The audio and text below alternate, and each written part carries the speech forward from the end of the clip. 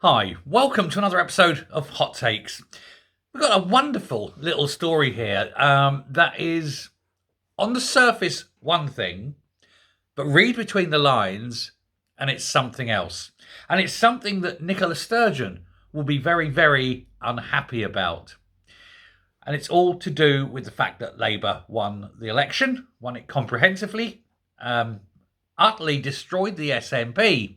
And in doing so, has not only taken power in the country and is wielding that power, as everybody can see, badly, but, and more importantly, it's also taking command and control of all the committees.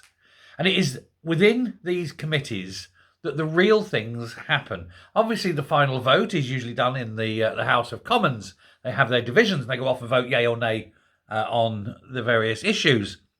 But they get to these things via committee stages. And so it's very important for opposition voices to be on these committees. And for many of them, having a committee led by an opposition party member is often something seen as quite powerful too. We have this story. It's here. I've got it on the tablet. It's in the Scottish Daily Express. And ostensibly, this is about Pete Wishard. Now, he is an SNP MP. He's been there since, Victorian times or something. He's been there such a long time. He's one of those, let's just say, typical SNP nodding dog types. Seems to be obsessed with only one issue and all that. Never really on the right side of history on anything.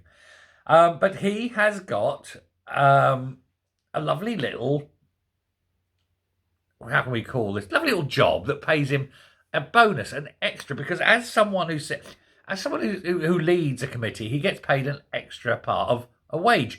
You see, you get your basic MP salary, but if you sit on a committee, you get a little uplift. It's like a little bonus for putting some hours in or putting some effort in. But when you lead the committee, you get another bonus on top of that. So as well as earning his MP salary, Wishart also earns an extra £18,000 a year simply for being the leader of this committee, the chairman of a committee. Because obviously they don't earn enough. And it's important that they get this extra £18,000, more or less somebody else's salary, isn't it? But of course, now Labour have taken control, they have booted him out. So he's losing his £18,000 and he no longer sits as the head of this committee. And it is the Scottish Affairs Committee. And he doesn't like it. He's very unhappy about it because not only is he losing the money, he's losing, and more importantly for him and for Nicola Sturgeon, influence. He's losing the one thing they all desire: power, influence, the ability to dictate direction and policy. And why does this affect Nicola Sturgeon? Well, in a few months' time, Cranky has to come all the way down to Westminster to sit in a room in front of a committee and answer questions. Lots and lots of questions. Now, if her chum was leading the committee, was chairman of the committee, he could sort out which questions would be asked. He could stop other people from being too cavalier in their attitude, shall we say. And for Wishart, it would be a way of repaying the love that he's been shown over the years by the dear leaderine. But he's no longer front and centre of that committee. So she is likely to get, and we will all get our popcorn out and ready to watch, what can, I suppose, would be a brutal grilling from the MPs on this committee at the hands of the Scottish Affairs Committee. Now that Wishart has departed the field, as it were, he's still hanging around, but he's no longer in charge. Now, this, of course, is another blow because it isn't just this committee. There's many committees that they're no longer sitting on because they quite literally don't have enough people. They don't have enough people to sit about on all these committees because there's only 9 of them. And Kirsty Blackman, she wanted to sit on a committee. I did the video of this the other day. She wanted to sit on a committee and was rebuffed and told no, the committee's been filled. That was the modernisation committee. She was desperate to be on there for some reason. Well, partially the money, but also, like I say, the power. And funnily enough, so Reform are also moaning about this, but then they have even fewer MPs, of course, than the SNP. So it's not brilliant. So as an MP, of course, they earn what 92,000 a year. So Wishart would have earned an extra 18,000 a year on that. So 110,000 a year. You know, it's tough to get by, isn't it? It's tough to get by on 110,000 a year.